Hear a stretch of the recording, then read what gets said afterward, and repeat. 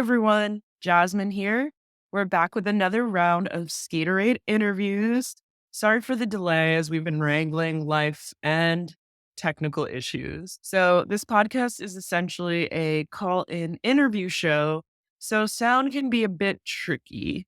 On our guest end, the sound in this episode is a bit rough up until about 28 minutes in, but it gets much better from there on. We're excited to bring you this fun interview with Kooky and Elise. So here goes.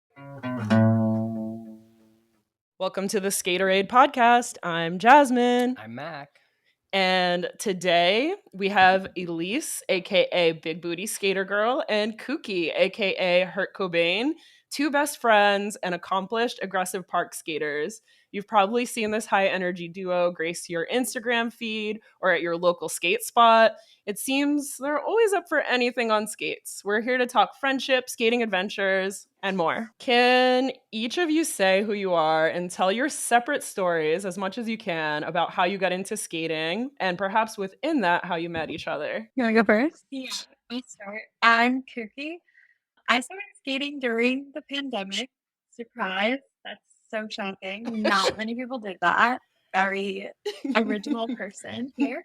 So I started skating really randomly. Like I knew one person that got skates and then I was like, oh, that's like a weird thing to take up. And then like 3 months later, I was like, I need to do it. So I started park skating literally day one that I got my skates. It was all I wanted to do. I didn't really have interest in the other kind of aspects of skating. And so I started just going to the skate park with me constantly. And I met a few other people who were also skating. And then Elise had been moving back to New York because she was a student. And so time came for her to move back after the pandemic. And she reached out to me, I guess. She reached out to me on Instagram and was like, hey, I go to new school and I skate and I want to hang out with you guys. And so she just met up with us one day at probably Pier 62. And then, yeah, that's it. And she hasn't left my side since. Yeah, I think we're married. We should get married.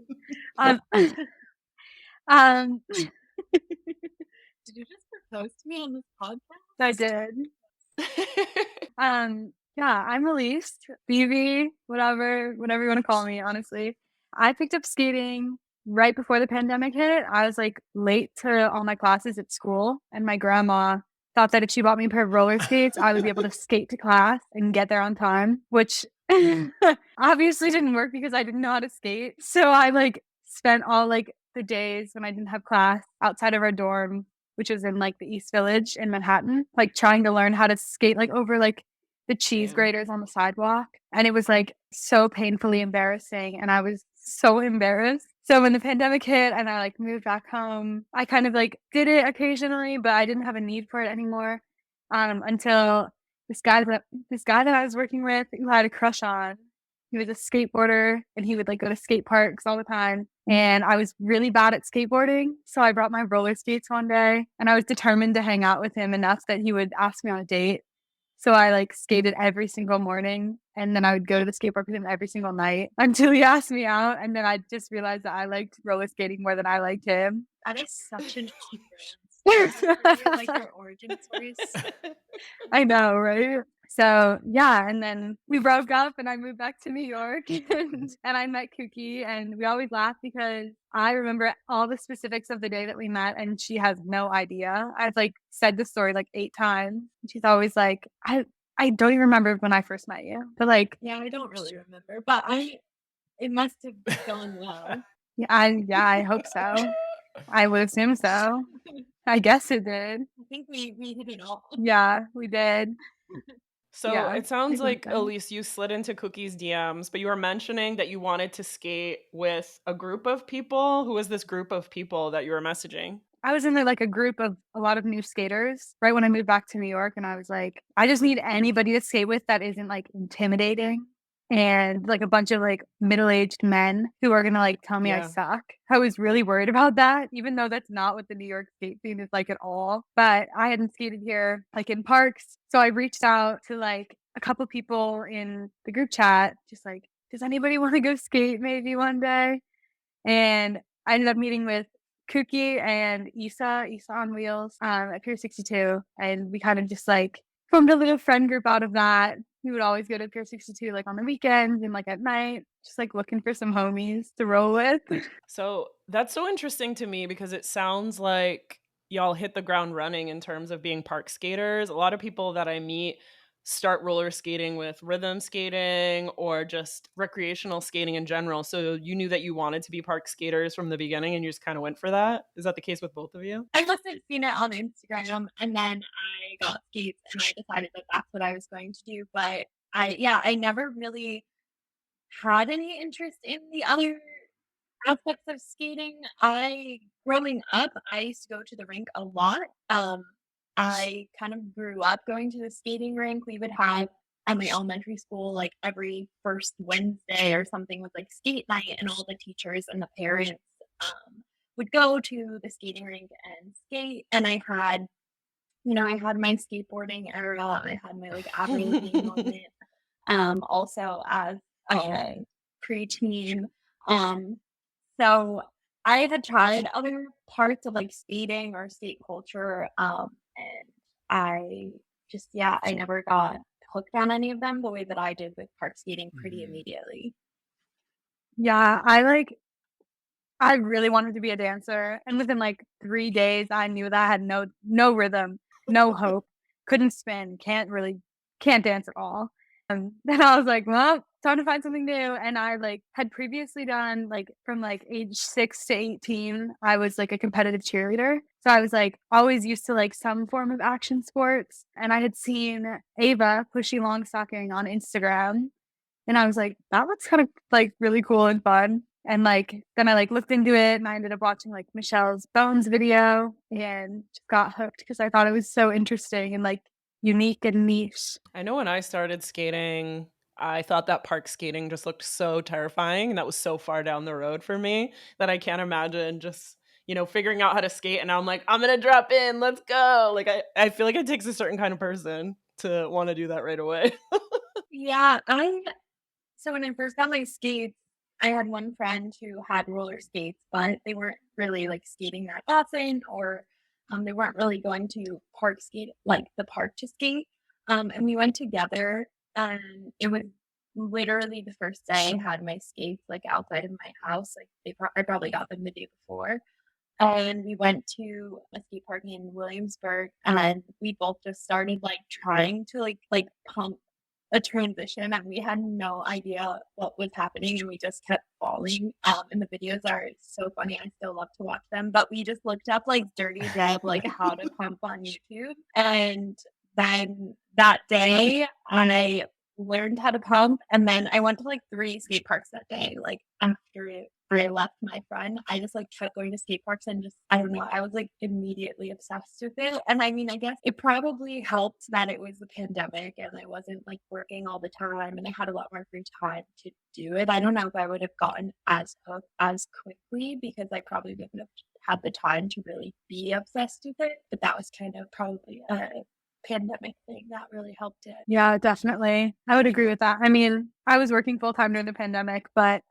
I like took a semester off school. So I was just kind of like, what do I do with my Friday nights to like avoid going insane with like my mom and my grandma in my house in Ohio? And it was very like rural community. So like it's pretty empty at the skate park. So it's like nice to just get outside, like have something to do. So, speaking of all of the pandemic skater history that the two of you have together, Elise, I know you created a thesis film about park skate culture revival during lockdown. Can you tell us a bit about the documentary and what you captured in it? Yeah. So I did work on a film about a year ago. Now I have a new film coming out. It's like morphed into two as the thesis does. That's coming out in December. I think it should be out and hopefully released in festivals. It's actually going to be a profile on Ivy, Spicy Ivy, Cool. and like her story. I spent a lot of time with her while I was in California and like really intrigued by like her arc of like park skating and trying to be a professional skater in a time that it doesn't really exist. And then I do have another film that I made with some friends in New York about the history of New York park skating that isn't out anywhere, but maybe will be out when I graduate. But it's actually starring Kooky and a couple of our other friends in New York, and we kind of discussed like the trials that you face like at the skate park, just being like a non-cis man like riding on a skateboard, and kind of like just like everything that goes into like being a roller skater and like a femme dominated sport person. I don't know, player. I don't remember being in this film. You were. It's a little documentary. Doesn't pay attention to anything. No, I It was- just have a terrible memory. Avenue D apartment. I interviewed you and Bella. Oh, yeah. Yeah. Now she remembers. This Jogs is her a memory a recurring little bit. theme. Elise is the keeper of the memories. I remember everything. I document a lot of stuff. Kookie's just along for the ride. Yeah, I'm just here for the vibe. She's like the jokes. She brings like the lighthearted jokes and no I'm like memories. the good time gal that I can't remember. I can't be funny and remember. That's a good point. Yeah, it's a lot. It's too much for one person. Far too difficult. Oh man. So a couple months ago, Kooky, I ran into you at Substance Skate Park, and that's kind of how this interview came to be, because originally we had been talking to Elise about interviewing her. And when you got to talking about the relationship that the two of you have as aggressive park skaters, and I don't know if you would give yourselves this designation, because I feel like it's a lot to say about oneself, but you're both really accomplished, talented, aggressive skaters who just happen to be best friends. I was wondering, what is it like being in that dynamic with one another? Is it hard not comparing yourselves to one another? Like, what kinds of things come up? The good, the bad, all of it. I remember when I saw you, and I'm pretty sure I had like a mental breakdown over, like, you were like, "Hey, how's it going?" And I was just like, "Bleh. Here's all my feelings." I loved it, by the way. And that's how this came to be. But yeah, I don't remember anything that I said, but maybe it'll still be true now, so I'll be able to find the same type of emotions. I think for me, being friends with Elise is really, really hard. No, I'm kidding. Being friends with Elise has been amazing. No, it's really, I think it's really incredible and it's really important, and it's really motivating to be friends with someone who is better than you. Just like and not in a bad way. Like, it's okay that I say that about myself. Like, I'm aware of myself as a person, as a skater, as all those things, but to be friends with someone who is so aggressively motivated to do something that they love, who's so passionate to the point where you want to strangle them because all they want to do is skate, but they also like put a fire under your ass too.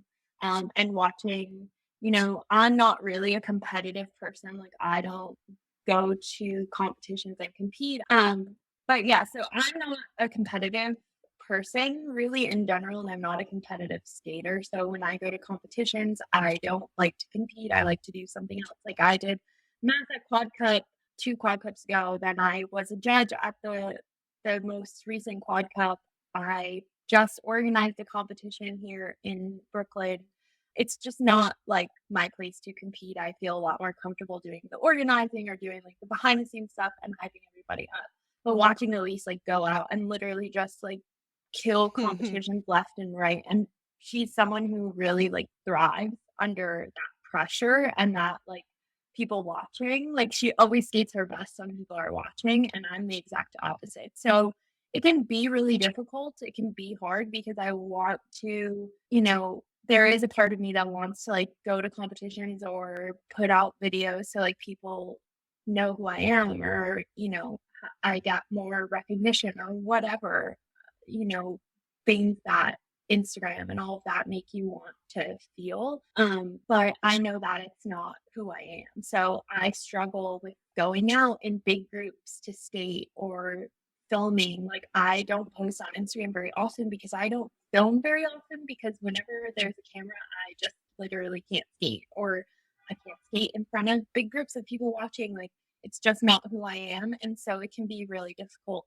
to be with someone who is okay with those things, because then there are opportunities for skating and things that either she's getting or she wants to do, and she wants me to go with her or do these things with her, and I'm not comfortable doing them, or I freak out, or I just like know that I'm going to skate bad, or whatever that means. But yeah, it just can be overwhelming, I think, sometimes to be the one who's a little more like behind the scenes, because I do want to do those things, like a part of me, but I also know and feel like it's not my thing.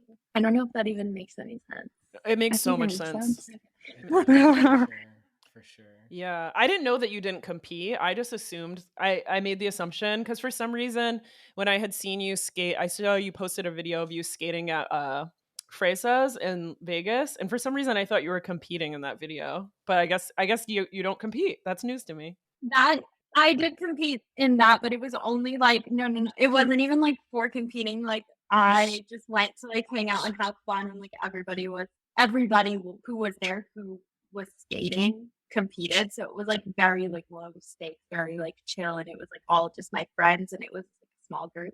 But yeah, I don't like you won't catch me at Quad Cup. You won't catch me like on a major stage. You won't catch me like I would so much rather be involved in any other way. So if there's a competition happening and like I'm invited to it and I don't want to just go and watch and I'm not like actively a part of it, like there's a chance I'll stick my toe in, but it's not for any.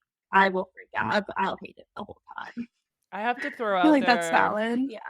That's how I am. I have to throw out there for listeners that haven't seen Kooky skate. She's really fucking good at skating, for the record.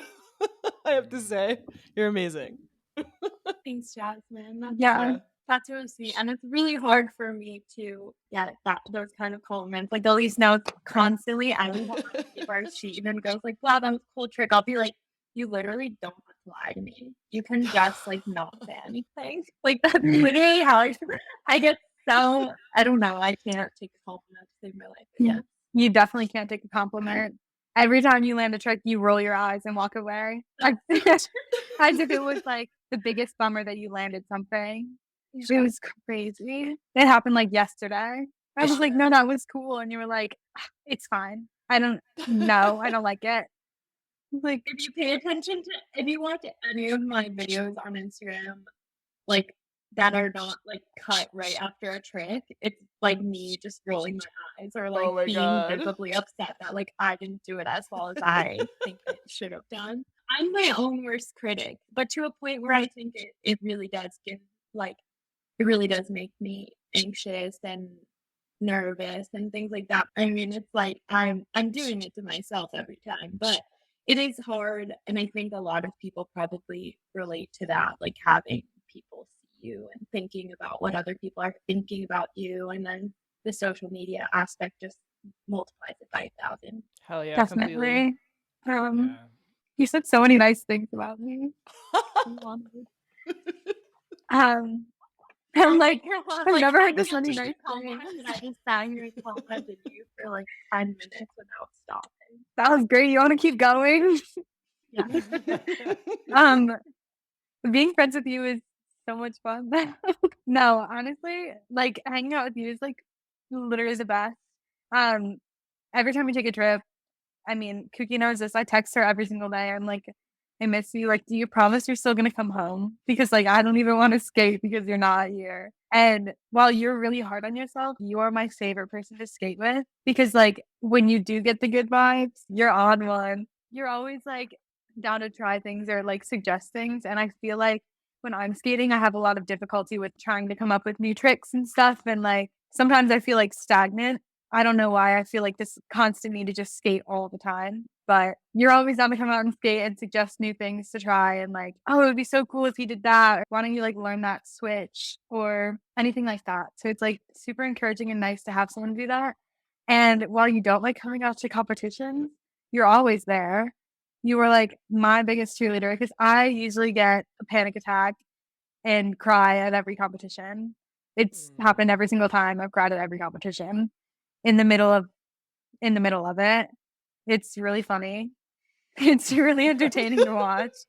And I'm usually just like tears streaming down my face, panic attack. like in the middle of the jam sesh. But Kooky is literally always there, and you're always like, at least snap out of it. Like you give me little pep talks, and it's like the nicest thing ever. And I feel like, it makes me all warm and fuzzy inside. You're like such a mom. You're like my Our best friend. relationship dynamic is definitely like I am coach. Like I will be like at a session, I'll be coming up with tricks and then she'll do them. Yeah. And then Yeah. I'll be mad because like I came up with the trick, but she did first. Yeah, And but she knows too because there was a trick recently that it wasn't that recently because I stopped trying to do it. But I was like trying to do this trick and then she whipped it out at the competition in Brooklyn. And I was like, since when did you do that trick? That was my trick. And she was like, oh, I landed it like a month ago, but I didn't want to tell you because I thought you were going to be mad. I feel like sometimes if you're really hell bent on a trick, I'm like, I'm not going to post this one just in case. Because sometimes, like, because I know what you mean when you work so hard for a trick and it takes so long, and sometimes you just have to give up. Like, you just have to walk away from it. And I do that with so many tricks, and I'm like, it's not for me. It's not my trick. Don't want to land it. It doesn't want me to land it, so I don't want it anyways. And sometimes when you give up and then you see somebody land it, you get so frustrated. Like, why is it so easy for somebody else to do this and it's impossible? Like, I didn't think it was possible to land this trick, and you just proved me wrong, and now I'm upset. But yeah, that's really true. That is how it feels. yeah, And it's so funny because then there's tricks that like for me are really easy, and for like you yeah. are not. Yeah, there's so many things I would rather, I don't even know. I would rather jump like a 15 stair than do anything or than do half the things that you do. And I don't jump stairs. I'm not a jumper. I don't do that. Yeah, everybody just like I think it's really hard because we are so like inundated on Instagram by people skating, like people posting all the time, and just like people are posting new trick after new trick after new trick. And so if you're not learning, it can feel really like discouraging. Like, what's wrong with me? Why aren't I learning new tricks? And that was really hard for me because in the beginning of skating, I learned really quickly. Like, I learned very, very fast in the beginning. And the thing was that I learned all the things that are like pretty simple, like the basic tricks, and I learned them all very quickly, but it felt so crazy because I had just started skating and I was like, wow, I'm so good at skating. And then I hit the point where things started to get really hard and I wasn't learning new things all the time. And it like mentally was not good for me. And so now I'm not a skater who goes to a park and is like, I need to land a new trick today. I need to land it. I land a new trick when I land a new trick, and that's what it is. And if I'm having a bad day, I just do stuff that I know how to do really confidently and I know is going to make me feel good instead of frustrating myself for 5 hours over a trick that doesn't really mean anything anyway if I land it. Yeah, exactly. I wish I was like that, but we balance each other out very well, I think. I always like show up and I'm like, all right, new trick on the docket. Like, let's pull out the list. If I like, what should I learn? Yeah. It's not great, but it's like little doses of like, what's it called? Like not Serotonin. dopamine. Yeah, it's like a Dopamine. consistent dopamine release. Yeah, it's serotonin. One of the two. I don't know the difference. You get some of that natural high from. I feel like dopamine is right. Yeah. Yeah. And I get a natural high from just doing 50/50s over and over and over. Me too. 50/50 everything. Yeah, it sounds like y'all are motivated by really different things and sort of satisfied by different things, but in a way that's sort of like synergistic, where you can both kind of almost like, in some ways it seems like Kooky, you're like a little bit of like kind of the grounding sort of person in the relationship in some ways, and Elise, you're kind of the person that's also like pushing the envelope a lot, but at the same time, like together y'all are able to like accomplish a lot more than alone. I feel like that's kind of what I'm hearing in this conversation. And I think those relationships are so special, especially when it comes to something that like we're passionate about. It seems like y'all kind of like bring out the best in each other in a lot of different ways. Yeah, and I think we're really different. Like, I think, like, not to be rude, but if we were skating, like, I don't know, we would never have met.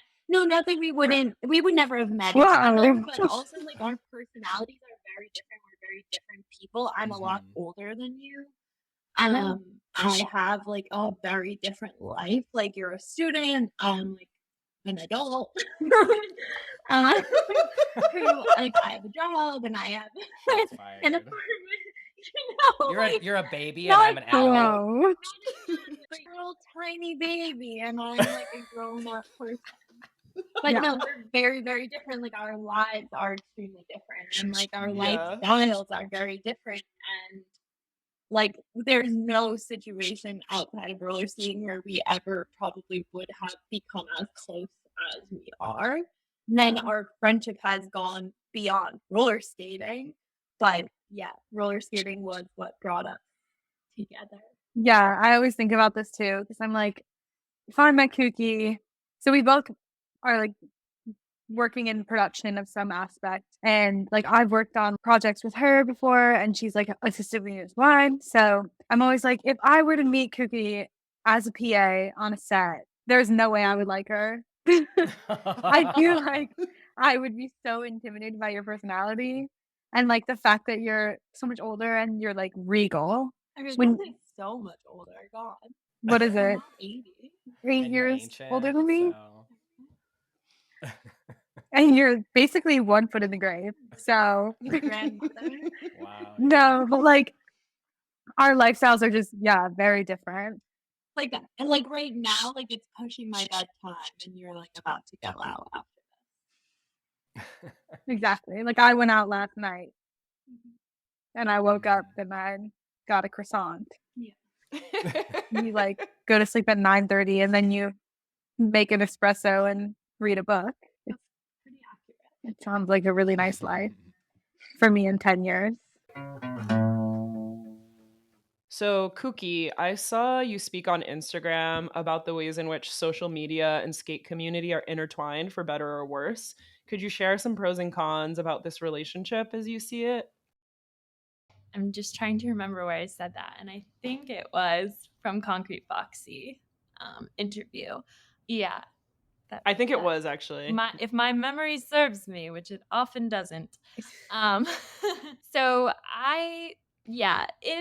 with roller skating and social media, there is obviously a relationship there that I don't think will ever be able to be separated. And I think that there are definitely pros and cons to that relationship. I think pros of that relationship are that number one, so many people, myself included, would not know about aggressive roller skating if it wasn't for Instagram.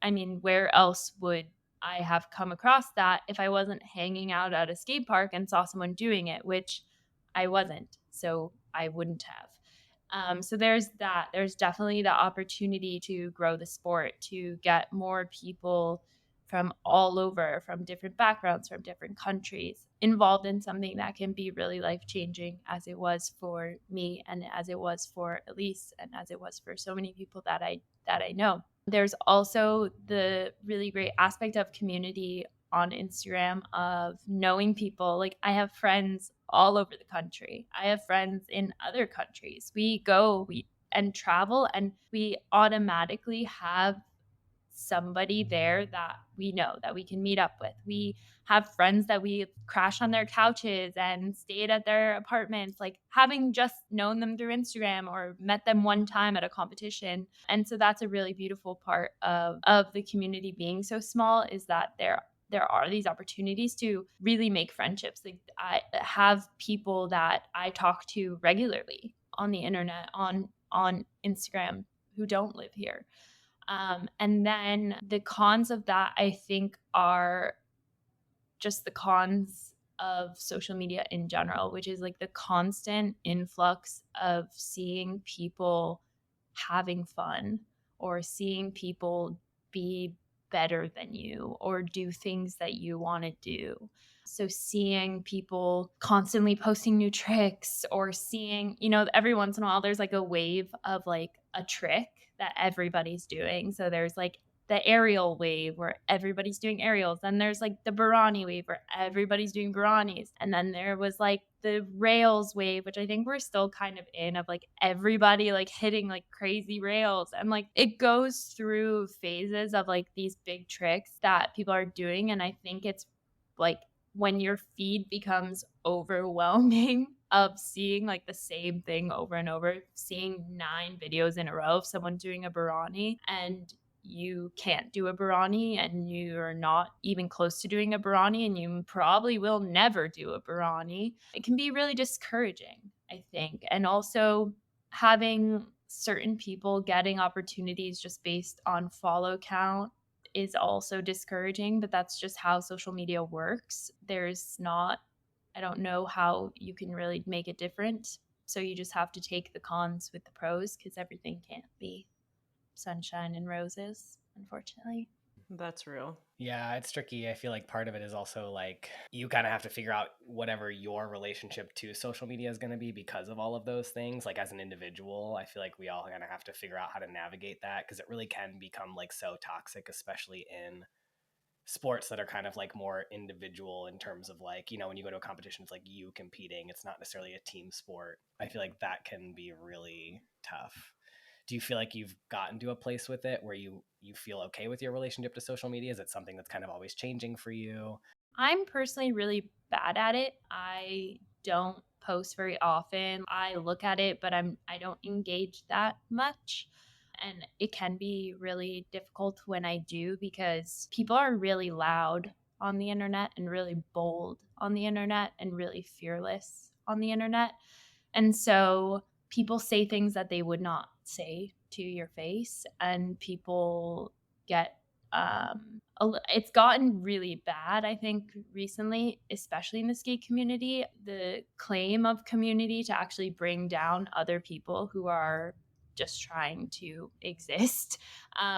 So I try to stay as uninvolved as I can as far as like engaging on other people's social media. I post when I post, and I don't really care if I don't post for 6 months.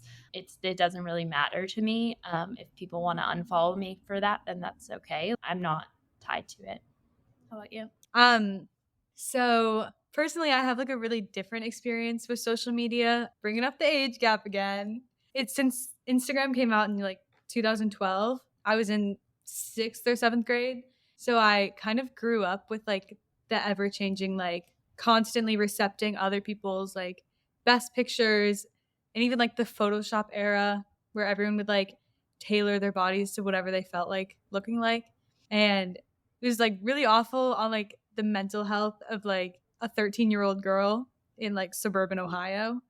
But I think that once I hit like 18, 19, I started to like compartmentalize the different things and like how things made me feel, and start to be able to become desensitized to Instagram and like TikTok. Well, TikTok wasn't out yet, but different like social media without having it weigh super hard on me. So like nowadays people will like comment stuff on my Instagram or like literally send me messages that are just so rude and out of pocket. But since I grew up with that and I've had to deal with it so much before, like I think it's funny. Like it's so crazy that you think that this is going to affect me at all. Like check yourself. It's just like, and when people comment stuff on like other people's Instagrams that like I'm like interacting with, like what do you do with your time? Like come on, bro.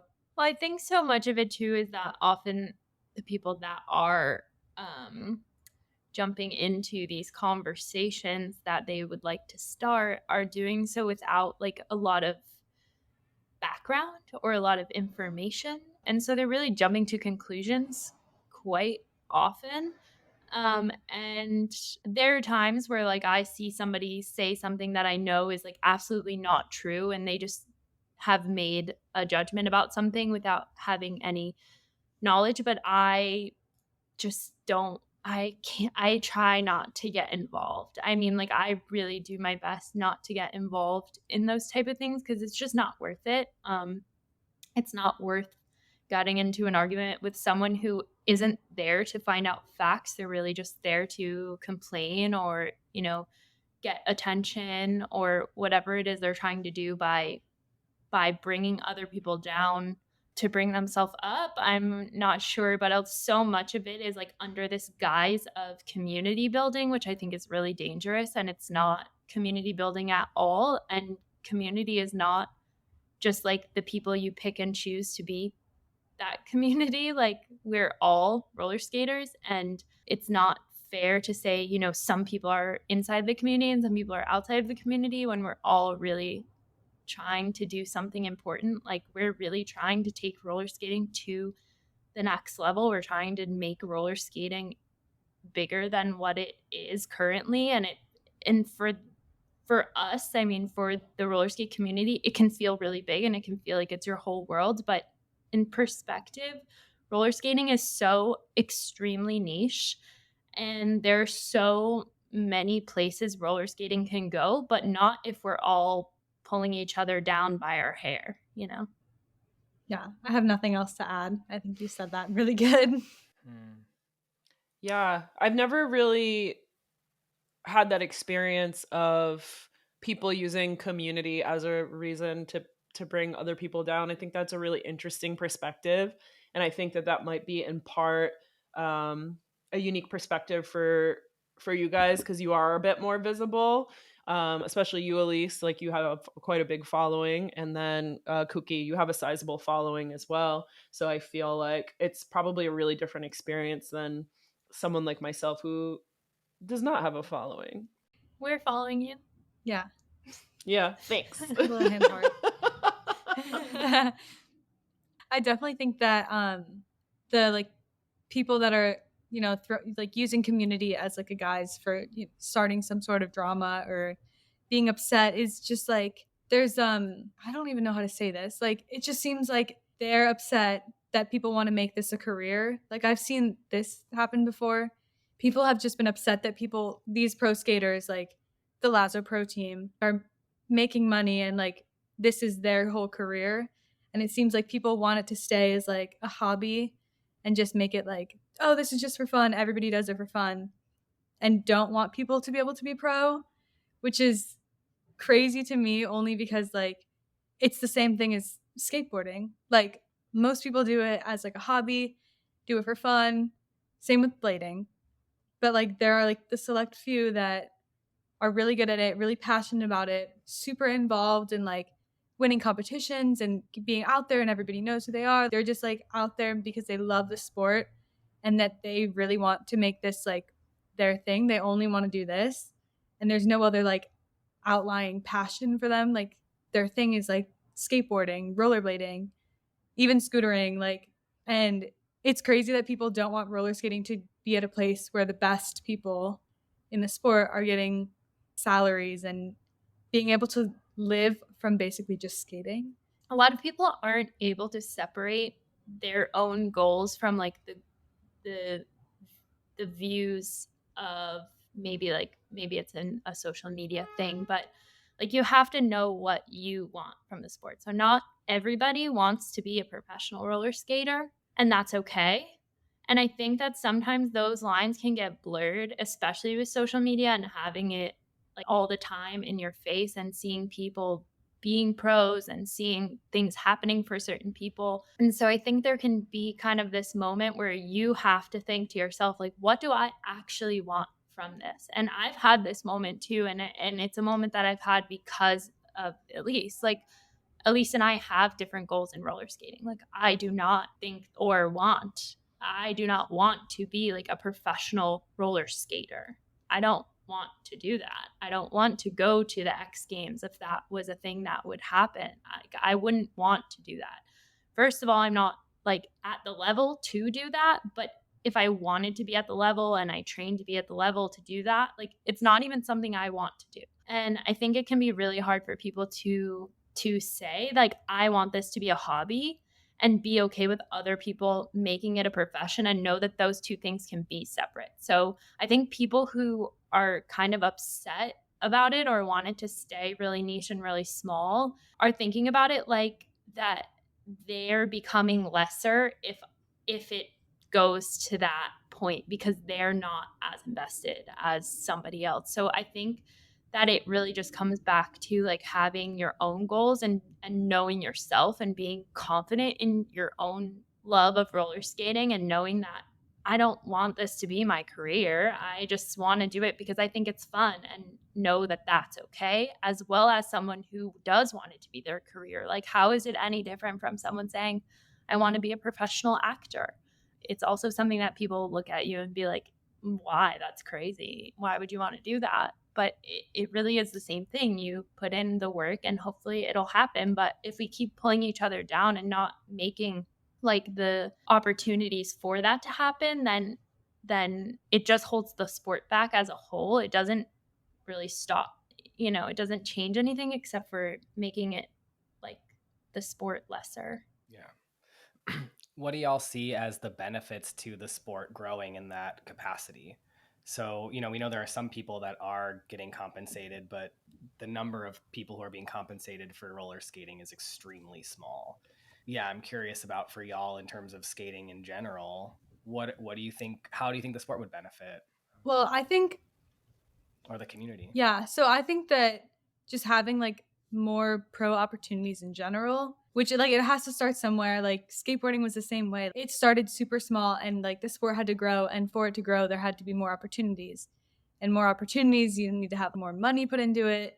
It's like a super complicated push and pull with just capitalism in general, which sucks. But having more pros would just generate more visibility for the sport. I think that in general, like having more money somewhere, like having more money in roller skating would solve a lot of issues for the roller skating community. Like there's a lot of problems with compatibility, with not enough companies, not enough options for things. Like there's really only a few options if you want a really nice boot, or there's only like a few options if you want slide blocks or wide trucks or even roller skate wheels. I mean, most of us, Elise and myself, like quite often skateboard wheels because they're just more options and you can get something that you like better. And having roller skating grow as a sport will also have it grow commercially, which would mean more companies and more money in the sport, which would allow for more things, more opportunities for people to travel, more opportunities for you to get gear that you want, more sponsorship opportunities for people who maybe don't want to be pro but want to have like that like amateur sponsorship type thing. And that's like, I only see good coming from roller skate growing as a sport. Like there's no bad, horrible things that are going to happen from roller skating growing, except for it's going to be bigger and we'll have more people to skate with. Yeah, exactly. That's what I was going to tag on. Like having more like companies and like monetary value put into roller skating, like you're just going to get more people skating. It's going to be a more accessible sport. And I know that like we're really gifted to like live in the US where we have so much accessibility to like all these different parts and stuff, but like in Europe and like in like different countries, like it's really hard to get these like high quality products, especially like if you do get your chance or get your hands on like a really nice boot, like then you have to get it shipped like overseas, and like there's just not enough options to make it an accessible sport like skateboarding, or like I think even blading is more accessible. And that would in turn, yeah, just make like more roller skaters.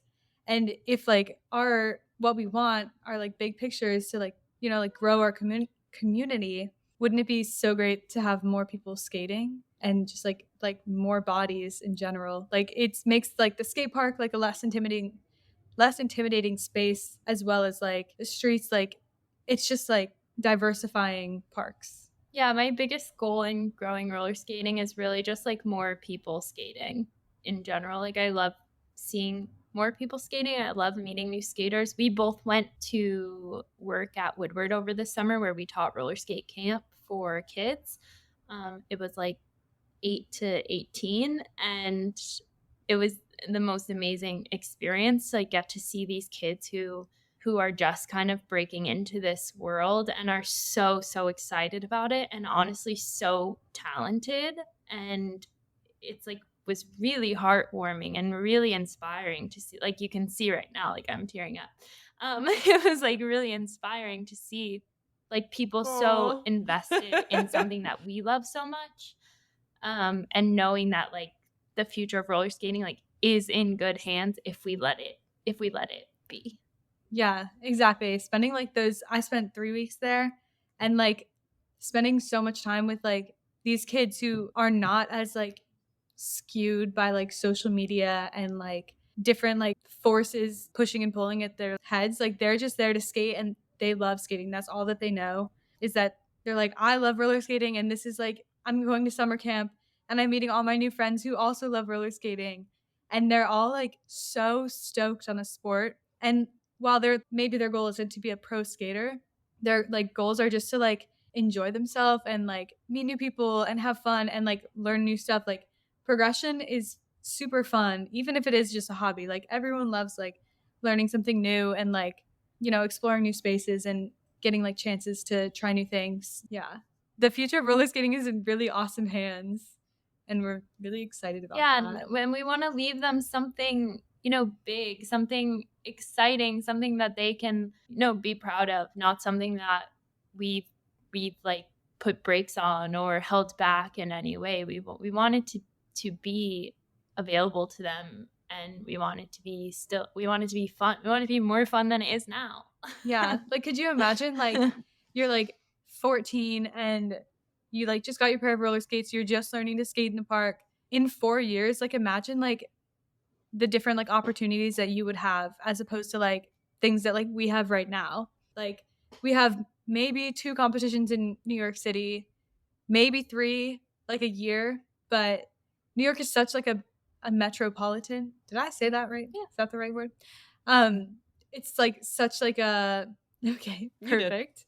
It's such like a metropolitan for like people to come and travel, and it's such an awesome place to hold competitions and events. And like, you know, like if the two of us are able to like push it along to have even more events, like in 4 years there could be so many more and like so much more opportunity and like space for these skaters to grow and not feel like they have to put in like all this work that we could have done to like lighten their load a little bit. It's all about the kids, man. It's all about the kids. Week 9, man. Week 9 forever. I saw some of your posts from the skate camp that you did with kids at Woodward East, and I think it was on Kooky's Instagram. You posted a video giving a camper the Camper of the Week award or something like that, and I just saw the kids crying and they were so excited, and definitely sounds like a really special experience to be able to work with kids on that level. Yeah, it was so special, and that like I keep in touch with all of them. Like I follow them all on Instagram, and actually that camper, Rylan, Camper of the Week, we're putting together like a package to send her of some gear that we have that's just like our gear that we have that we're not using, that we've gotten from various places, sponsors and different things, and we're sending her a little care package. So we're really about growing the sport in any way possible, and like I think kids is a good place to do it as well, because they're the future. Yeah, you're kind of talking about like 2 different avenues, right? The one avenue of taking it more a professional route and growing it that way, and also growing it through just getting more and more youth involved who hopefully then will carry it through their life. And you're kind of talking about these 2 avenues basically to making it something bigger, right? The thing that I think a lot of people miss. So everything you're speaking to is what all the things we grappled with for the last 10 years that I was involved in roller derby. You could get sponsored. Those sponsors would set you up with a pair of skates for a season. Sometimes it meant you got to travel and like work a booth or something, but no one was really getting paid to play. And it was something that was a huge part of the conversation in community, because it was like, how do we make this sport bigger? How do we make it more accessible? By getting more eyes on it, by getting more corporate money into it, where we can use that money for different things. We can use, you know, the gear that's being given and bought into, we can use it for product development, whatever it might be. So I think what sometimes people miss is that supply and demand piece, which is like, if there's more demand for stuff, people can start to innovate parts a lot more. And this is coming more from like obviously the tech and retail side, because that's my whole thing. But it is hard, even as a tech, to often see that like people are always trying to piece and part their skates together for park skating. And we want to make sure it's good. We want to make sure it's effective. We want to make sure things aren't breaking. We want to make sure that like things fit together well. And there just are so few options. And I think a lot of people overlook the piece of like, if this goes pro, there's so much more incentive to be making sure that there's so many more parts available for people, so much good quality stuff available for people. And it is more available, globally, hopefully, in a big sense, which I definitely appreciate that point. And then also this point about, like getting youth involved, and also the accessibility that comes along with that, when again, there's kind of more like big money in the game, And I think, sometimes people forget that, unfortunately, even if it sucks to kind of engage in capitalism, that's part of the game that you have to play. And sometimes by kicking open that door, kicking open those gates, that is the thing that actually makes it more accessible to the people who really need it to be accessible, who otherwise wouldn't be able to like get the things that they need, whether it's because of affording it or because there's just nothing around. All those points I think are really well taken.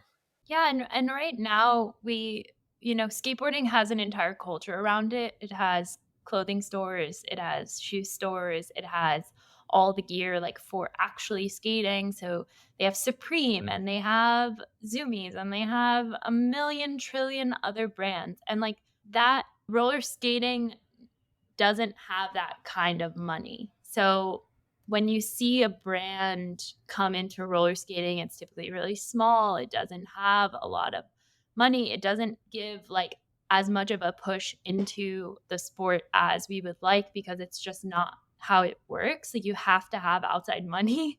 Like there's no roller skater who's about to open a company right now and just like, be able to make people pro, because they just like, as a person, like as a single individual, you like don't have that kind of cash flow. And I mean, if you do, please give me a call, slide into my DMs. Where's our sugar mommy? Right? But like we need outside companies. Like we need companies to come in and support this sport. And being against that is only holding back roller skating. Obviously, you need to engage with capitalism in a way that is like thought through and not just jump in. But you will need to engage at some point if you would like to grow this sport. Definitely. You mentioned Lazo earlier, and I think you've been kind of indirectly referencing it. And I think that there has been a lot of confusion in the skate community around the concept of Lazo and the Lazo team. It sounds like maybe you guys could shed some light on that. Like, is the concept, what is the concept as far as like furthering the sport of skating? Because I don't completely understand it, to be honest. Sure. Okay, I got this one, I think. So Lazo is a shoe company, footwear that's based off, or it's like inspired by roller skating. So it was like kind of I don't know what word I'm looking for. Kind of came out of nowhere, and I feel like a lot of people were shocked about like what it is and everything. But basically, the way that it's working is they have a line of shoes that are directly. I'm not explaining this well. I'm starting over. Okay. Sounds good You to me. got I it. don't know. You got it. You got it. Lazo's a shoe company inspired by roller skating. And what's unique about this company is that it is like created from like the mind of Michelle Style and Esther Jen kind of came up with this idea that she wants to bring more money into roller skating, exactly as Kooky was saying earlier. Like we need outside money to come in so that we can grow the sport and create like money flow that would in turn like benefit us and create, like more opportunities for competitions to give out money. That's like a really big thing with a lot of skaters, is that like I go to a competition, I don't need a new pair of boots. Like I could get that for free, So it's kind of like they're trying to bring more money into skating in general. So they have their pro team, which is seven salaried roller skaters. They have like equity in the company, which is super awesome. And they make a salary. They're taking on all these trips. They're treated really awesome. And I know that there was rumors that they weren't getting paid. That's not true. And the marketing side of things is they're like essentially just traveling around making these videos for Lazo as just as any other pro skateboard team would do. Like Arizona Ice Tea has their own skateboard team. Mhm. They travel around and make skate videos, and that's all they do. They get paid for that. But what Lazo's trying to do is bring outside investor money into roller skating by using these like roller skating inspired shoes, which are the most comfortable shoes I've ever worn in my life. Not sponsored. Well, this is not an ad. I do skate for them, but it's not sponsored. Cookie's but- face. not a sponsored ad.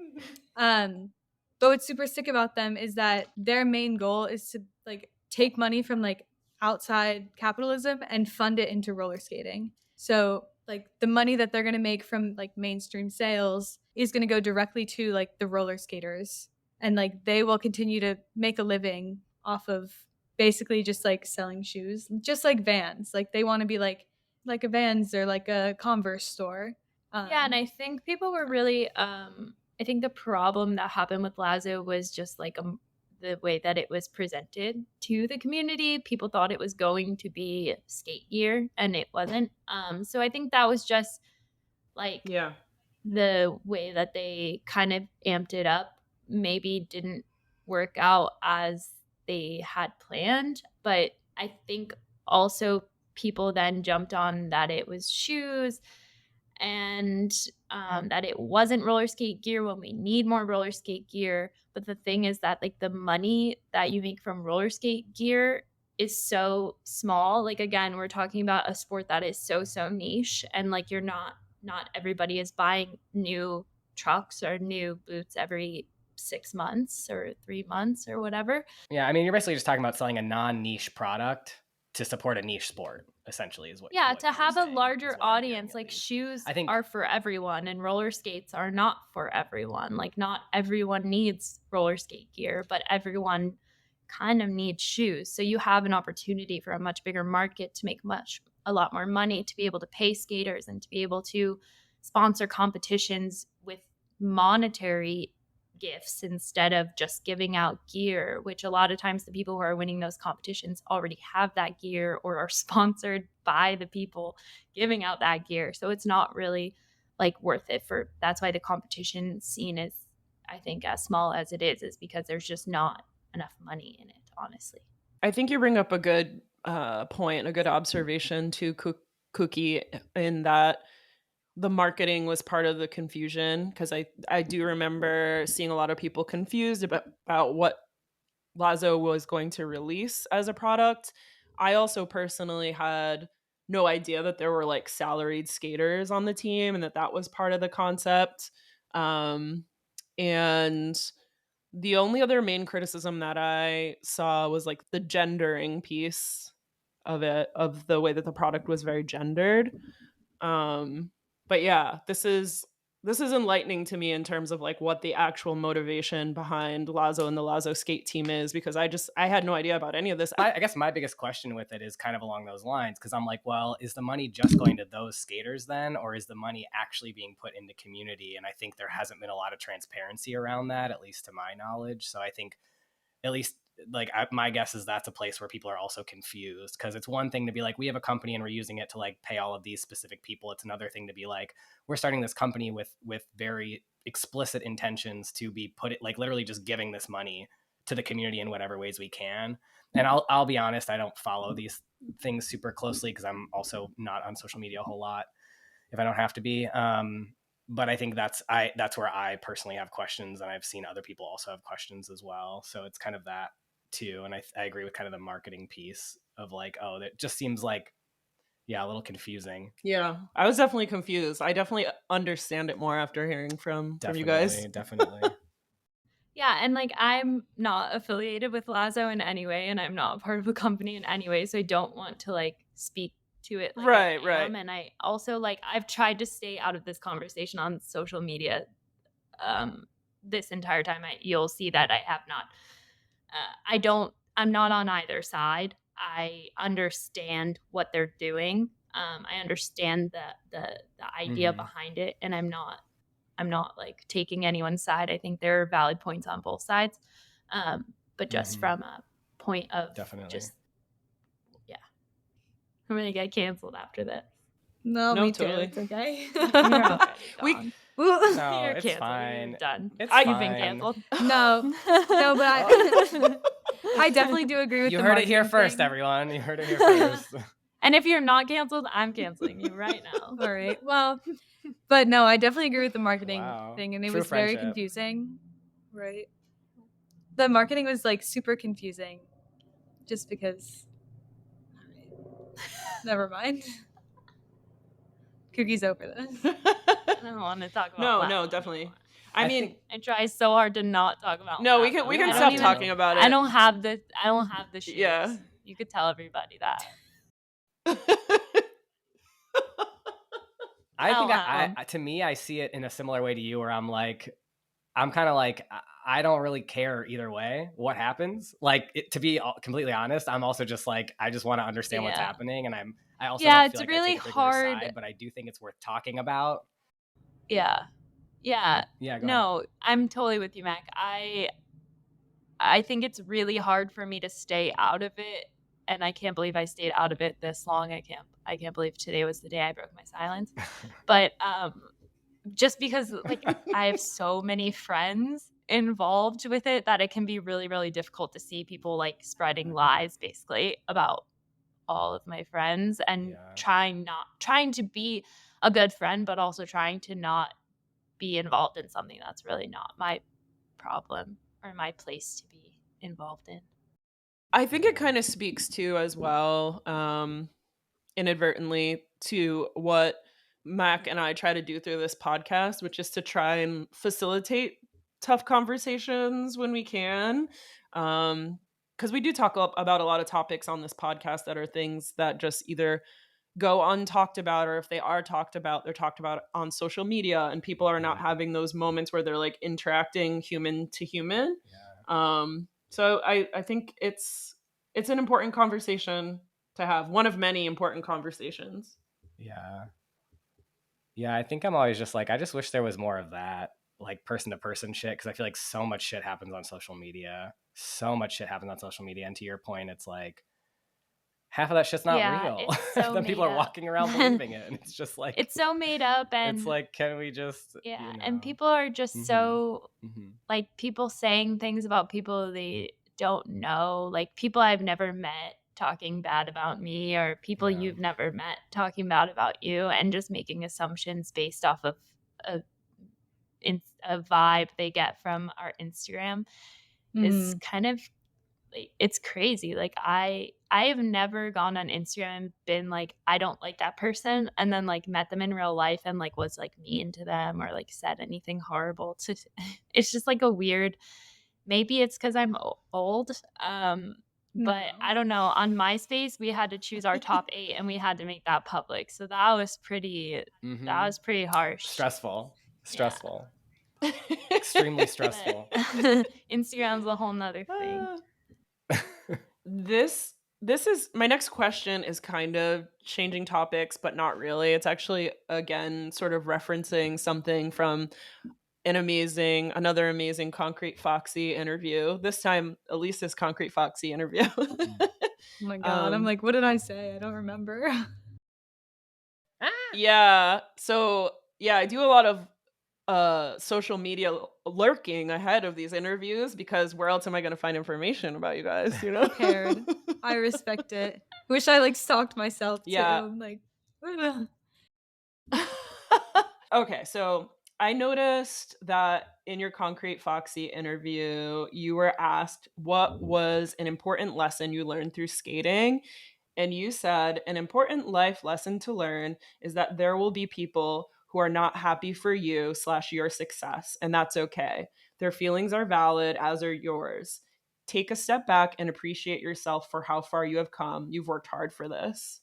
And my question is, have you encountered a lot of people being unhappy for your success? And if so, has it been a real life or face-to-face kind of experience? I'm guessing the answer to that is no, but I had to ask. I don't know, Okay, it sounds like first people of are all- being rude. No, I mean face-to-face, like face-to-face. Yeah. First of all, Yeah, that's like- crazy that you said that, and I kind of feel like I might have wrote that for you. Wait, I don't know that you did. I was like, I was just, or I edited it. Maybe you maybe wrote it, but I like zhuzhed it. I was thinking the whole time Jess was reading that. Y'all I are was such like, a good wow, team. I'm living. I sound media trained. I have never sounded. That's your coach. Yeah. That's your coach right there. I have never sounded that put together in my Love life. that. I was like, damn, I did good. Okay, And then but now you got to speak to it. evidently without I me. didn't actually say that. No, you definitely helped me collect my thoughts in that one. Canceled. She's canceled. Again, just add it to the list, honestly. Yeah, so it's a thing that I've encountered way more than I thought I would, just because roller skating has always seemed like such a strong community where everybody's really happy for each other. And I have encountered it in person too, where people are just like I've been told that I don't deserve stuff. And like people have said it online as well, like, oh, like she doesn't work hard for this, or just like blatantly being like, so and so should have gotten it over you. When it's like, what did I do? I don't get it. Like I'll be like just skating and I'll get opportunities, or like, like people reach out about stuff, or like I'll like place in a competition and people just don't, they feel like they need to tell me their opinion of like judging, or like some executive's decision that I had no say in. And I really don't understand that. And it just goes back to like the social media thing of just compartmentalizing things that I care about and things that can't really do anything about. Like if your opinion is that you think I'm not good at skating, like that's okay. Like I'm still going to keep skating and go to skate practice, and I don't know, like whatever, So it's just kind of learning how to deal with people who are just upset. And it also happens like a lot in like the film world as well, like in being in school, like there's a lot of jealousy in both industries, I think. And you kind of have to like, my personality is not to like really let things upset me. Like I don't really get frustrated or offended. Like whatever, you don't like me, like that's okay. I don't know. Yeah. It sounds tough. It's funny because I'm reflecting and I'm like, in nightlife, like I do drag, and I'm like, a lot of times, like when you're doing drag stuff, people will literally come up to you and be like, you're my favorite one here, or like your performance was better than so, and blah, blah. And I'm just like, yeah, but people are usually drunk when they're doing that. So I'm like, I guess it's fine. I don't know, like you're just being a drunk, but I'm like, I'm assuming that people aren't drunk when they're having these interactions with you. And I'm like, it's so wild to be like, what makes someone feel entitled to say something like that, because it's like, it's not like it's constructive, it's not like it's helpful, Exactly. It's not like you have to come up to someone and be like super positive, but it's just like, what's your deal, like, yeah. are you okay? I'm like, in a world where like I'm standing here and you're standing in front of me, like what makes you be like, this is really mean, I'm gonna say it to your face and like just see how you react. And I'm always sitting there like dumbfounded, like I can't believe somebody just said that to me. Like, did you hear it come out of your mouth too? Like, what? And like it'll be like 11 a.m. on a Wednesday. Like go eat lunch. I don't know. Like do something else. Don't drag me into that. Like sounds like you're like, isn't it your lunchtime actually? Yeah, and like it sounds like you might need to like take a breather or something. Like we are not the same person, and you can be upset about it, but you don't have to tell me that you're upset. I can't do anything about it. I didn't decide it. Yeah, we did another interview recently with a rhythm skater who was in sort of like a dance battle, and something very similar happened to her, where people just came up to her and were telling her, you shouldn't have won, it should have gone to the other person, you only won on a technicality. And to me, it's just wild that people would go up. I could see maybe going up to the person that you liked the best and we're just like, I wish you would have won. Like, to me, that's fine. But to go up to the person who won and tell them they didn't deserve it, I feel like is so awful. Why? I don't understand that. People are really bold. People are really, really bold. Mm-hmm. Yeah, definitely. I don't know where their confidence comes from, but if they want to give me some of it, I would love it. You don't need any more confidence, girl. Only sometimes. You got it all. Maybe give some to Kooky. You got enough to share. Yeah, you got enough to spread around. Really open-ended question here for both of you. Can you two tell me what a good session does for you mentally? And then how about a bad skate session? You want to go first? Yeah. So I struggle with this a lot. I am someone who, I don't even know where to start. Let me start with the good. I will tell you that almost always a good session started out as me not wanting to go to the session.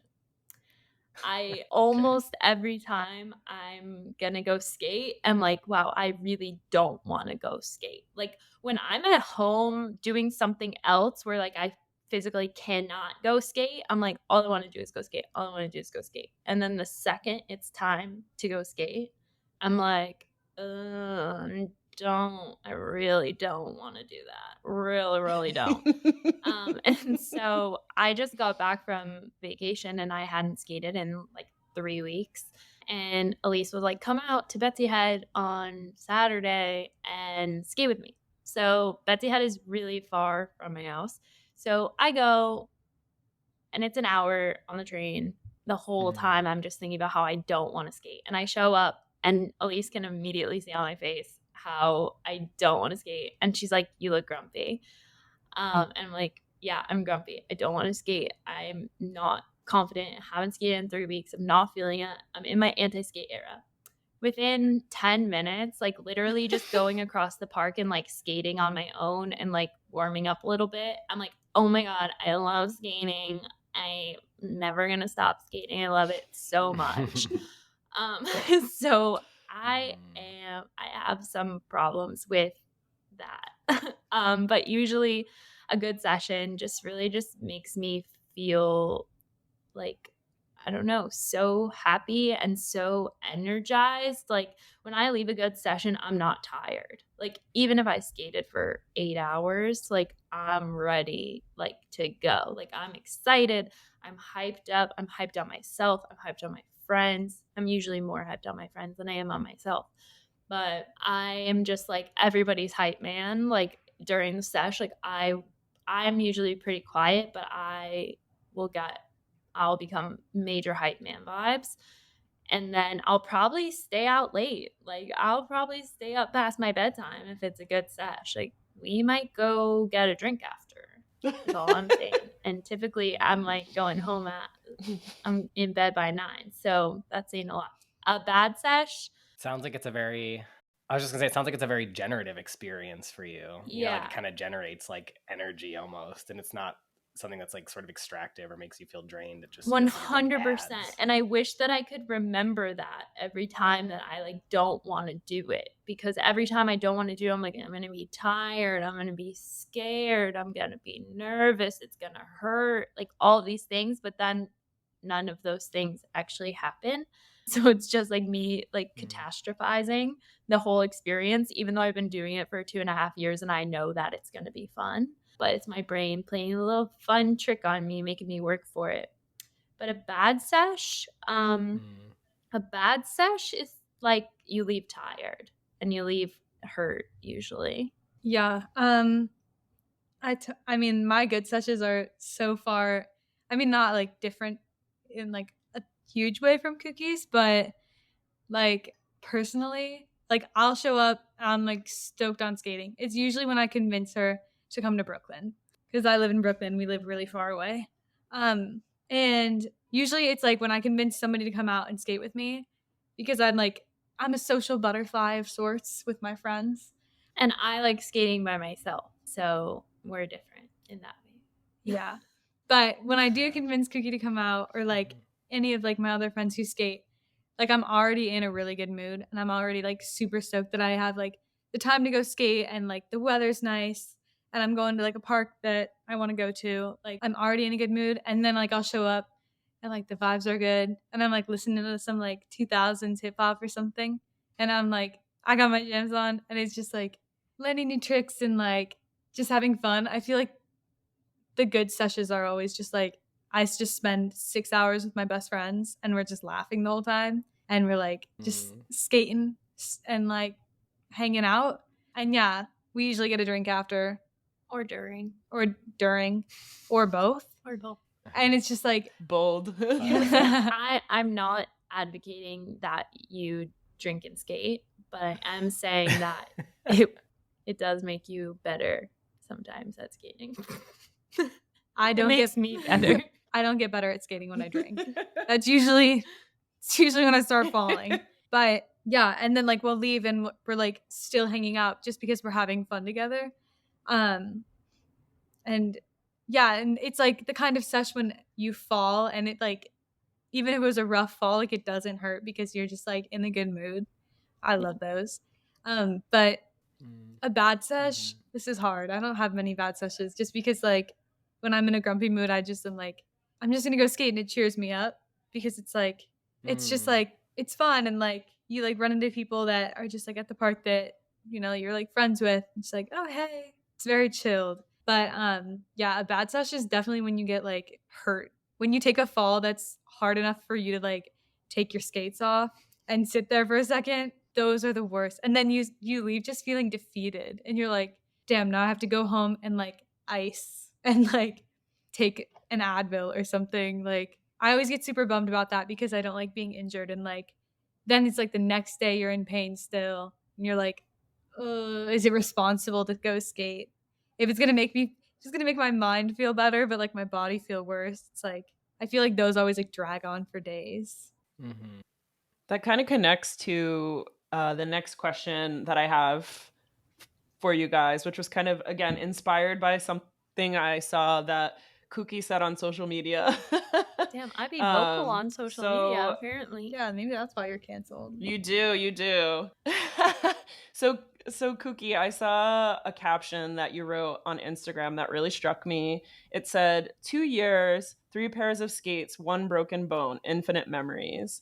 And to me, it just really sounds like it's been a wild ride for you. Can you speak of what skating has meant to you both, really, and why it's such a high that you keep skating even when injured? Because I've seen both of you kind of like push through like injuries and still be able to skate through that. Yeah. So much of skating for me has been like the people, I think, more than the skating.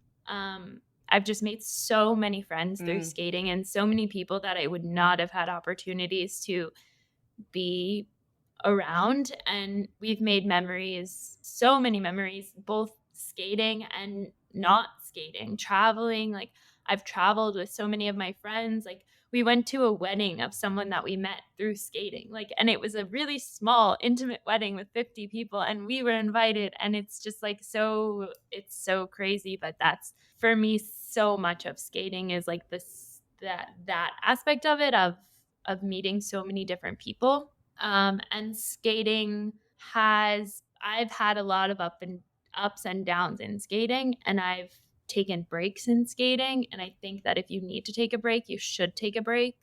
And my break was not motivated by any injury or anything like that. I actually skated way harder when I had a broken hand than I ever skated before. I like don't know why. I just felt so invincible. But the second my cast came off, I was scared again. But yeah, I took a break just because I felt overwhelmed by skating or by, I guess it's not even the skating, it's more of like the expectations and the social media and all of that. So I took a break from skating for like almost 3 months at one point, and I came back really excited about skating, and I came back like with a new kind of perspective on it. And I also just think that it's good to put something down for a second. It can be really hard to do it all the time, like every day. Like for the first year and a half that I skated, I pretty much skated every single day. So kind of taking a step back from skating, and people are like, oh, you don't skate as much or blah, blah, blah. But it doesn't mean that I love it less. I actually love it more because I like have time to like breathe and like let it sit and not just constantly be, I'm not someone who can do it all the time. Like Elise can skate every single day and I just can't, like mentally, like mentally, physically, emotionally, I just have other things that I have to do for myself. And I know that skating has skating means so much to me. Skating has taken over my life completely. Like, skating is all of my friends are through skating, and my life revolves around skating and going places to skate. And it's been like I always wanted to be a part of something. I think like I always wanted to be a part of something early and like feel like a part of something as it's growing, and I never like had that before. So this is that like chance, and you don't get a lot of chances like that, I think, because a lot of things are already like really big. Like sports are really big, and different activities, and musical theater is really big already, you know. So to be a part of something that's really small and be there like not from the beginning, like I haven't been doing it that long, but to be there kind of early and see it, get to watch it grow and change has been really exciting for me, and I'm hoping to stick around and see it into the future. Fingers crossed. Fingers Hope you hold on that crossed. long. I just I'm really pretty old. I wanna I I want to underscore really quickly how important and something you said was to me, and I think it will be to a lot of other people too, which is that you don't have to be skating actively to love skating and to be a skater. And I think that that is so important, that we emphasize that it's okay to take breaks and you don't have to run yourself into the ground to be a skater. And thank you for sharing that, Kooky. That really hit. Yeah, definitely. If there's one thing I'm going to do, I'm going to take a break. And like I took a 3-month break. I took a 6-week break when I hurt my knee. Like I've taken breaks, and I think it's okay, and I think it's really important, and I think if you need a break, you should take a break. And even if your break's only a couple days, if that's a break for you, that's amazing. Like it'll feel really good when you go back. Yeah, it's actually so important for longevity too. As someone who I feel so similarly to what you said with Derby, because I started in like 2011 when it was much smaller. Before there was like someone sponsored by Red Bull. Before we were on like women's ESPN, like or ESPN2 or whatever the fuck we were on. And it was really cool to be a part of that and see it grow. But also like I didn't really take breaks. Like I skated on a team who like set the record for the most number of sanctioned games in a season, and it like blew the previous record out of the water because we were skating like every weekend, and it was really really really hard on my body. And I even have like lingering things now because we skated so much, and I skated like year round, and because there were so few people on my team, I just had to skate all the time. And being who I am, I gave into that pressure in a lot of ways. But I do think for longevity's sake, both for your body and also your mental kind of space, like that type of break can be so important. And also like I've skated through so many injuries for similar reasons, because I'm like, it's so, you can't keep me away, you just can't. And I'm going to make it work. But at the same time, like as someone who is actually ancient in many ways and over 30, I will say, take those breaks. You're going to come back. You're going to feel refreshed. You're going to be better at it, honestly. Like when you return, you're going to actually be getting some of the tricks that you couldn't before. Like very pro break over here as well. I love that. Elise is anti-break. Elise hates the break. I can't. Yeah, I kind of do the figured. breaks. I kind of It's figured. I'm not for excited to me. hear more from you. Yeah. I mean, that was me for the last don't know. like decade of my life. So I feel you. So I've got like another 6 years maybe till I take a break. Hell yeah, you got this. But You got this. thank you. Skating changed your life. What has it done for you, other than bring me to you into your life? Don't flatter yourself. Many girlfriends before you. Kooky number 1, Kooky number 2. You're like number 6. Whoa. I'm clutching my me right chest in my right throat. now. Clutching my pearls. You're seeing a friendship fall apart before your eyes. We're actually gonna break up. Our break up. Stressful. Wow. Wow. On this podcast exclusive. Oh no. Now we're canceled. Breaking. But no, honestly, roller skating has been so insane for me. So I found it at a time where I like had just started my freshman year of college, and I literally had like 3 friends, and I had moved to New York, and I didn't know a single person in New York. And it's like a very intimidating place to know nobody, especially when you're like, I was 17 when I moved here. So it was just like super overwhelming, and it felt like everybody already had like a niche and a thing to do. And like I had left high school where like my thing was cheerleading, and once you age out of cheerleading, there's really nothing else for you to do. and I go to art school, so it's not like I could join like a college cheer team. I just had like no niche. Like I was studying film, but like I didn't really know like what I want to do with that. And a lot of filmmakers take inspiration from like their personal lives, and like I didn't feel like I didn't want to dig into like my personal life to get inspiration. It's not a touchy-feely girl. But I found it when I was like at this like super low spot mentally, and it was like so crazy how fast it like built up my confidence. And I started like, it wasn't like a physical change, it was like completely mental. Like I felt like really confident, and I felt like I could like collect my thoughts well, much better than I do now. But I felt like a completely different person, and like it got to the point where I would hit up Kooky on Instagram and be like, hey, I've never met you before in my life, but like, let's go skate sometime. And it's been like influential in my art, and my overall mental health is just like so much better. Like I just am always in a good mood because I'm like, I get to go skate later. I'm just the cute little roller skate girl. Like I bring my skates everywhere with me. I like pull up to physical therapy and they're like, hey skater. I'm like, hey guys, what's up? Like I feel like it was such a big character development piece in like my life, because up until then, like it was kind of just like, it's like this like huge shift when you leave high school and like your hometown. And I feel like a lot of people kind of like can morph into like their high school friends and then like phase them out and get college friends and like career and stuff. But like it was such like a blunt cut for me, because like nobody from my high school moved to New York. So I was just kind of like, no, what? I'm not unique anymore. Like, oh my God. And yeah, so I don't know. It really built my confidence, and I got some really sick friends out of it. Yeah. And I like had something to do. I think that that was like a really big thing too. Like when you're in New York, it's like, okay, I go to class for 10 hours a week. And then what? Like I sit in my room by myself. That's not what you do here. And I don't know. So it gave me like activities to do. And, then like my friends and I will like, I'm like, let's go out and do something. And like sometimes Kooky wants to do it. Usually not. Usually not. Not past 7:30, but I don't leave the house past 7. But yeah, definitely. And I think that that's why I never want to take a break. It's because like it feels like such an important part of like who I am. And I know that if I were to like leave skating, it would still be such a big part of me.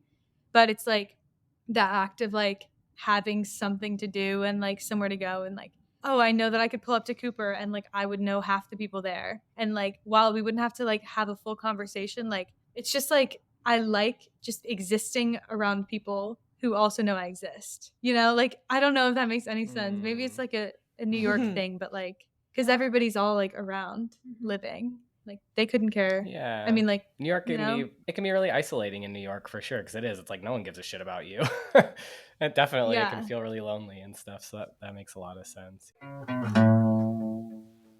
I do have a question about the lessons you've been offering, but one of your students came into the skate shop today and I asked her if she had any questions for you, and she did. Oh my God. She has questions? I wish y'all could have seen I feel like faces. I'm like, wait a second. Cute. Oh, I can't wait to hear this. I'm nervous. Okay. I'll start with the general question that I had about your lesson. So like we've been saying, Elise, you've been offering private lessons. What has that been like for you? What have you learned in the process from becoming a coach, teacher, or whatever you want to call it? So I actually my first lesson at Moxie Camp. I coached at East and West this year, and it was like the most rewarding thing ever. Like I love being there and like helping somebody like like helping somebody learn a new trick. Like the look on people's faces when they land something for the first time is like, oh, it's the best. And like the look, like the feeling that I get when I watch something and I'm like, oh my God, I know exactly what's wrong. And like if you change this one thing and then they like land it immediately after, it's like the best feeling ever. It's so rewarding. And it's also so great to like just get out and meet more skaters, because I feel like most of the time in New York, like I'm pretty isolated to Cooper. Like I don't really adventure out Cooper and Substance. So it's nice to like see other parks that I wouldn't normally get to see, and like meet people that like maybe like we would just never cross paths. So it's like super refreshing and I enjoy it so much. It's like the best part of like my day when I get to teach a lesson. It's a lot of fun. Cool. Cool. Okay, so today at the roller skate shop, one of your students, Dom, came in, and I I love asked Dom. Dom if she had any questions for you because I was like, Elise is your teacher, and we're interviewing Elise and Kooky tonight. Do you have any questions for Elise? And her question is, what is it like going through the different seasons of your skate life, going from living and skating with pros to competitions to going back to everyday life with skate pals? Whoa, that's a good question. Oh, that was very, That very seems like beautifully yeah. wrote out. I'm really impressed. My brain could have never formed that into a sentence. Honestly, it's so crazy. Like, cause I think about like where I was when I was like learning like the basic tricks and like in like Ohio, just like watching skate videos like on Instagram. I'm always like, oh, little Elise is so cute, like adorable. Like I used to like show my mom like videos of Michelle Estrogen skating at her house, like right when she bought the house.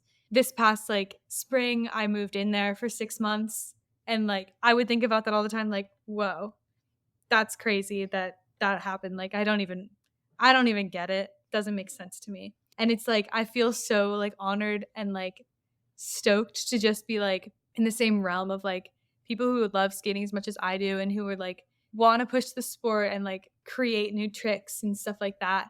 And it's like very inspiring to skate with, like all the pros who like also live out in California and like the ones who live in New York and people who travel to California. Like it's super inspiring to get to skate with people who are at a level that is just like worlds higher than like like most of the people that and like myself included. Like I love watching all of them skate. They're also just genuinely like the nicest people that I've ever met. So it's like really refreshing. They always say like never meet your heroes, but like I feel so honored that they're all such great people. And then like going from that to like being back in New York and like competing, like I love competitions. Like Kooky said it earlier. I thrive under just like attention and like the vibes and like everybody like getting soaked and like there's this one trick that you really want to land and like the crowd's into it. It's really, really awesome. And like also there, like there's so many people to meet there that I would have never crossed paths with as well.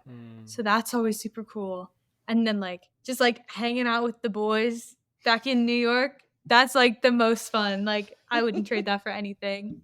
Just like getting to skate with my homies because they're the ones that are coaching me to to get to I don't know, skate and like compete and run Yeah, around. life is really crazy. I mean, it's so weird to be like, I picked up a pair of roller skates 2.5 years ago, and now we're like bi-coastal. Like we're always going back and forth to California. We literally joke that we're bi-coastal. Like we have someone's house that we always stay at. Like we basically have a roommate in California. And just like the people that are our friends now, it's like it's so weird. It's like they're just people, obviously. Like they're not like celebrities, but as far as like the skate community, to be like, oh, these are people that I was watching on Instagram when I first started skating, and now they're like literally like some of my best friends, and like I'm really close with them. It's just like a weird experience, and it's also just like it all just happened. Like none of it was like active. Like we weren't actively attempting to like be bi-coastal or like be friends with any of these people. It's just things that happen when you're like going to events and like making sure that you're part of something. Like I think that's one thing for us is like we're always trying to be at the events, and obviously that's something that we're really grateful for. We have a lot of privilege to be able to go to those things and like fly across the country and go to Quad Cup and stuff like that. So we're like really lucky to be able to do that, and we know that not everybody gets those opportunities, so we're really grateful for them. But it's like when you make yourself part of the community, the types of things that come back to you are crazy. It's really like manifesting. Like we manifested all this. Yeah. Like it's crazy. I'm like, I definitely was like 4 years ago in my room, like I'm gonna skate really good and I'm gonna learn all these new tricks and everybody's gonna be my friend. We're all gonna be friends. And I'm gonna go to California because I love California. Yeah. And like, yeah. And then all of a sudden, like one day I woke up and we were like, do you want to fly to LA tomorrow? No, this all happened because of a for a last minute trip to Miami. That's how we started our world traveling. Yeah. We decided last second, like 2 years ago, that we were going to go to Miami to this competition that was happening. I had been skating for literally like 5 months at that point. We had just met. We barely knew each other. Your stepdad used points to get us a hotel in Miami. And we literally flew to Miami for like a weekend. Like we went for 3 days. Yeah. And then since then, that's where we met Michelle the first time. And that's where we met Ivy. And that's where we met Angel Kid Quad. And that's where I broke my wrist. That's where you broke your wrist. But Monumental. But from that moment, it's kind of been like a whirlwind of like. It's had momentum. It definitely got legs there because we just became like, we met so many people. We met so many skaters in Miami. And then from there have just kind of continued those relationships and moved them from place to place across the coast. Definitely. Yeah, it's really nice hearing y'all talk about just how much it's about the people and stuff. And I think that's the interesting thing, is that that's always the thread. Like in my experience of doing the podcast, it's just like for any skater in any like subcategory of skating, it's always about the relationships and the people and the things that come from being in those relationships, like being committed to those relationships, being willing also to like put yourself out there and being open to those connections. And I think it's like, that is something that's like so special about this type of like a very niche thing that also like you're passionate about, is being able to connect around that passion. And it's also something where it's like people outside of that don't really get it. So there's like that like really special bond that comes from being like, even just like, I see you, like I get it. You know what I mean? Like that's so special. So it's been really like nice hearing y'all talk about this. And yeah, thank you so much for sharing. Yeah, it's always about like, it wouldn't be fun if you were just always doing it by yourself, or you were alone, or you didn't have friends who had the same type of like interests. You know, like we spur each other on, we inspire each other, we teach each other things all the time, and it's like that's what makes it fun.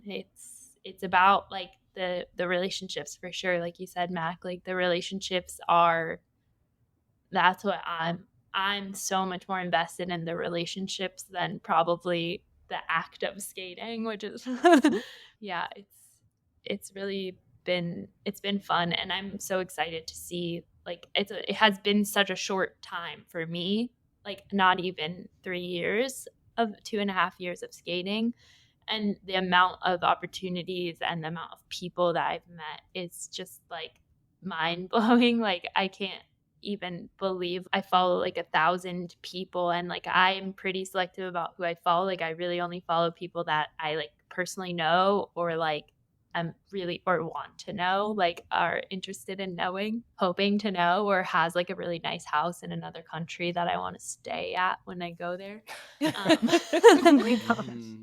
But it's like that's a lot of people to like have met, to have like to know their names, to know like the kind of skating they do. So I think it's really exciting, and I can't wait to meet 1,000 more people. Me too. I love meeting people. I love just like I love meeting like all the roller skaters who are just so funny. And then I think we're funny. So it's like we're just like nobody can see me right now. Yeah. It's like honestly, I completely agree. She's like, doing I'll translate for the listeners. Okay. She's doing interpretive dance that is describing how funny she is. So you can take that as you will. Very easy to picture. Yeah, right? You just close your eyes, you can see it. But the people in roller skating are honestly like what make it so great. Like just like having like good vibes and just meeting so many people like from everywhere. Like we could travel anywhere and there will always be like a roller skater, and whether like we have like talked to them online or not, like it's like something that connects us, because we know we can pull up to their house and we can sleep on their floor. But it's like it's something that connects you, that like if I were to run into a roller skater in public, like I feel comfortable enough that I could like go up to them and like have a conversation with them, or like even just like say hi and like introduce myself. Yeah.